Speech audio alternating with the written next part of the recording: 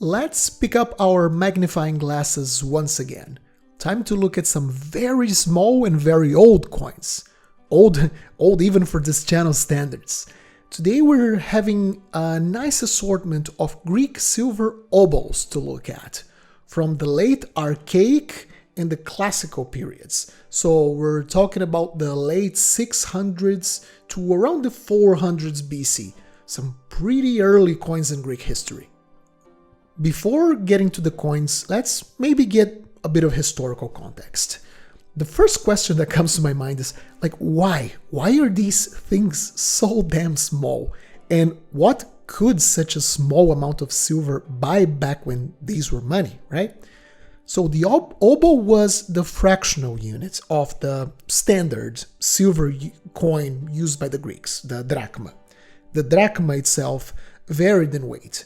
There wasn't one single weight standard in the Greek world at the time, but every drachma was a respectable amount of money. So typically 1 day of work for a manual labor in classical Athens would typically be paid with 1 drachma.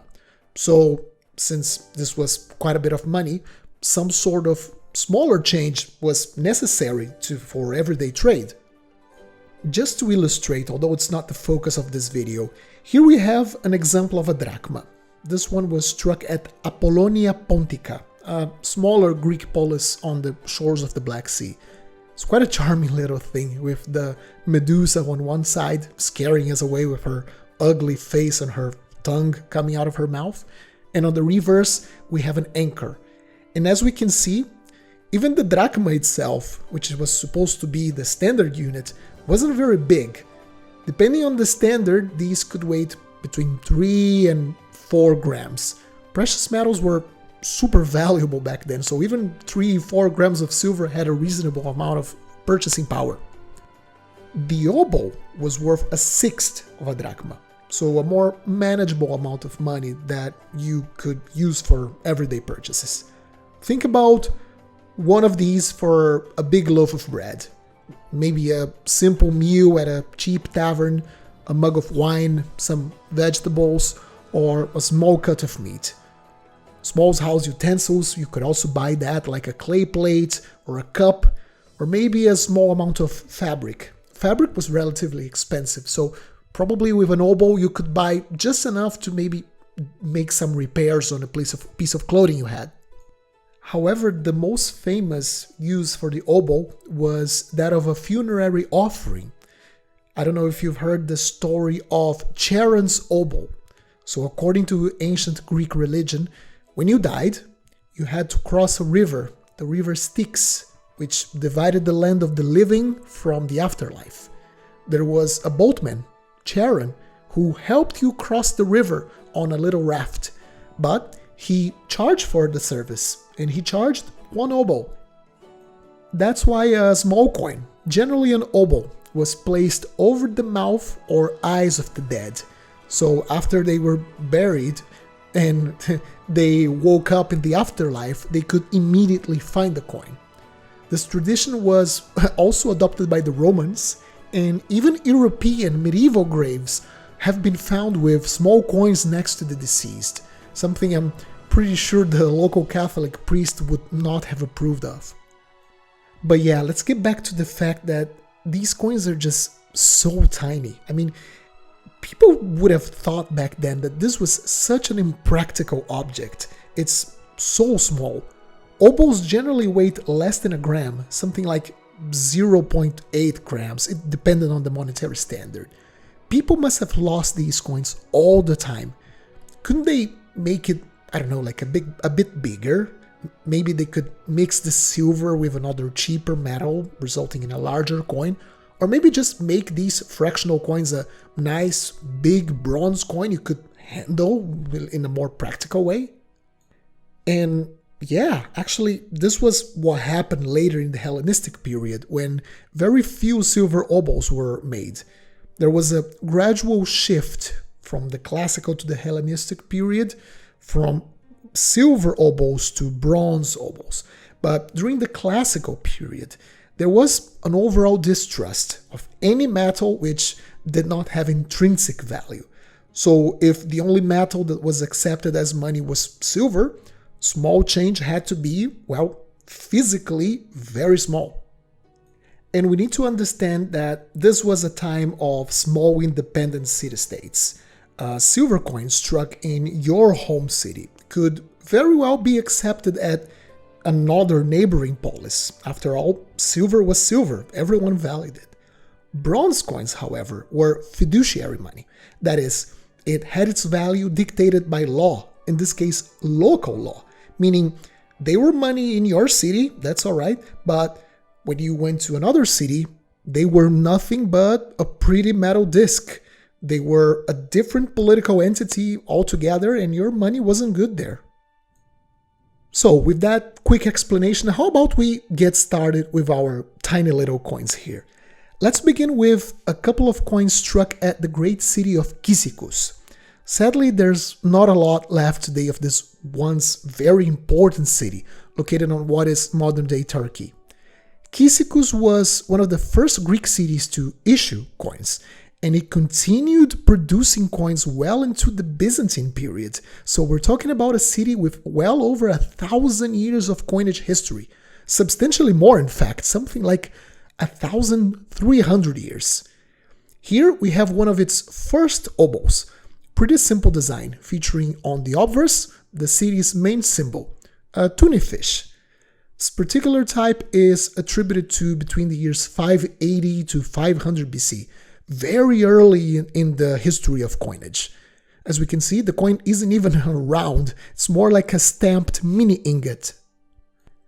On the reverse, we don't have any designs. It's a typical thing of archaic coins. We have a small ink sponge divided into 4 subsections as a way to let anyone who had the coin to peek, sort of like peek inside the coin's center and see that it was indeed made out of silver all the way to its core. Now, here's another later type from Cyzicus. This one is very famous and it's a super common type, probably one of the most affordable obols you can buy. I'd say this is a must buy for anyone who enjoys classical Greek coins. Struck between the years 480 and 400 BC. So around the time of the War of the Peloponnese. And this war, of course, destroyed the economy of important places such as Athens and other important city-states. So as a result, Cyzicus, who, as they remained in the sidelines of the conflict, they ended up receiving lots of the trade that previously went to these important cities. So as a result, around that time, we see the economic apogee of the city. And as a result, we see a lot of coins from that time. There are quite a few different denominations which use this same design. We have, at least we know of obols, half obols, and diobols. And in all of them, we have on the obverse, the front part of a boar. And look how much detail there is in this coin. I love it. So you see the boar, like check out the details. We see the snout, its tusk, it's all here. Really wonderful engraving on such a tiny die. And to the right of the boar, now sitting vertically to fit in the planchet, we once again have the tunnyfish. And on the reverse, we have this wonderful head of a lion with its mouth open, roaring in defiance. Once again, full of character and intricacies for such a small coin. Right next to the lion, there's a little star with 4 tips. Actually, this is interesting. This combo, a lion and a star, is commonly featured on the coins of another city-state, Miletus, which we will show in a moment. I wonder why they picked this design for their coins, especially since it copies the design of another city-state.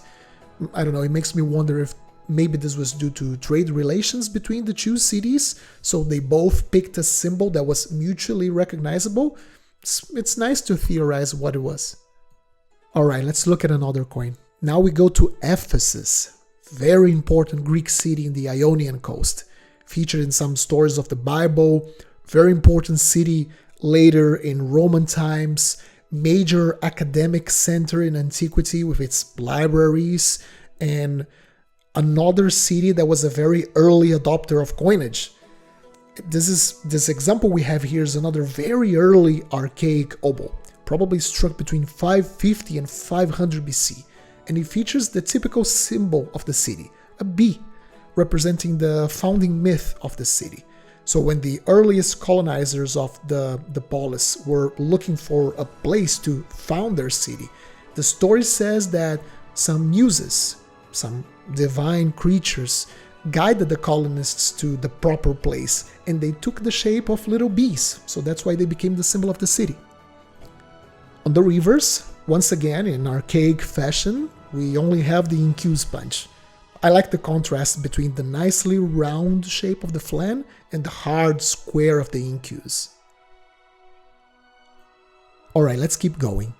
This little guy here is sadly a bit corroded, but it's a pretty awesome coin because it comes from Athens. So a lot of collectors are used to these big, impressive tetradrachma of over 17 grams that Athens produced. It's probably the most famous ancient coin ever. But the most common coins at the marketplaces of Athens, the most important coins you would see there, were these tiny little coins, these obols. These were the actual everyday coinage. The tetradrachma were meant to be exported. Full identification of this particular coin is a little bit difficult due to the corrosion, but I think this is an archaic piece. It's one of the earliest types, and you typically see it for the style of Athena on the obverse. And as for the reverse, we have once again the InQ's square, and inside of it we have a tiny little owl. It's adorable. It really is just like the bigger coin, just in miniature. It's a complete miniature of the tetradrachma. So here in the center we can see the owl looking at us. Right to the right of it, we have the abbreviation Athenaion of the Athenians, and to the left we have a little olive twig. The temptation to simplify this design for these smaller coins must have been really strong. I mean, just look at how tiny the letters and the little olive leaf are in comparison to the owner's finger in this footage. Like, these small details are probably less than a millimeter long. Alright, let's keep going. What do we have next?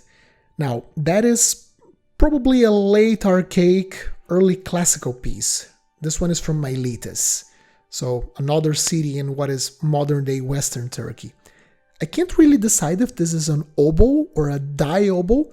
I'm more inclined on it being a diobol. It's a bit too big for it to be a single obol. The city of Miletus typically showed the lion as its civic symbol, so its early coinage always shows it. It's very interesting. You see this like over-dimensioned mane on that lion. It almost occupies the entirety of the flan. And to the right, we can see the face of the lion poking out of the flan slightly in this example. This is another very affordable, very common classical silver coin, ideal for beginners. On the reverse, we have this very interesting star pattern. Here we can see the departure from the use of simple InQ sponges in favor of actual designs on the reverse. The shape of the InQs is still there. It still has that very clear square border, but the center has this lovely four-tip star. Could this maybe be a representation of the sun? Or maybe it was just a star? One small detail I like about this is how you can actually see how the engravers made the die, like made this design. Focus on the center of the star at these smaller rays between the four major tear-shaped rays. Notice there are small dots, small pellets connected with dashes. That's probably how they engraved this die to make sure that they got the right proportions. First, they made the dots marking the limits of the design of these like smaller rays. Then they made the dashes connecting the dots and forming the actual drawing. It's a lovely design, and the depth of the InQs actually protected the star inside of it, so it still looks in pristine condition. Alright, let's look at one more coin today. Actually, it's two coins of the same type. it's interesting. One still has its hoard patina from when it was found. So you can see one coin has like this black layer of tarnish over it, while the other one seems to have been cleaned. Which one do you prefer? I personally love the look of silver with this like dark toning from the hoard. Or as an alternative, I like when the coin retones, like it tones after it was cleaned. So it was cleaned, then it gets into a collection, it sits on a cabinet for decades, and then it starts to develop that black tarnish again. It's lovely, it gives a wonderful effect to the coin. This is a pretty simple design, as we can see. This particular one was struck between 500 and 420 BC, and as we can see, it's just a helmet. It's from a city called Scione. This city, Scione, is a sad example of how brutal the ancient world was. This was a relatively small city in the region of Macedon, and during the War of the Peloponnese, they betrayed Athens, who they used to be allies with. Like, I wonder if Sparta maybe promised them better terms than their Athenian overlords. Sadly for the Scionians, the help that was promised by Sparta never came, and as a result, Athens besieged them and assaulted the city, killing its entire male population and enslaving its women and children, leaving the city a ruin that would never be resettled. That's the cost you paid for losing a war in antiquity. Total destruction. It's very hard to contextualize how it was pretty much the end of the world for you. As for the reverse, despite being a piece from the classical period, these obols still retain the archaic tradition of the incus sponge on the reverse. So although this one has a nice division into 4 parts, giving it some sort of visual features, it's still a pretty simple utilitarian coin, but still very charming and with a great bloody story behind it. And there we have it, a relaxing video with some charming tiny little fractional Greek coins. Very affordable coins for beginners. Now I want to hear from you people. Do you have a silver obol in your collection? Let us know which one is your favorite. So yeah, thanks once again for watching. Remember to leave a like and subscribe if you enjoyed. Happy collecting, and I'll see you soon.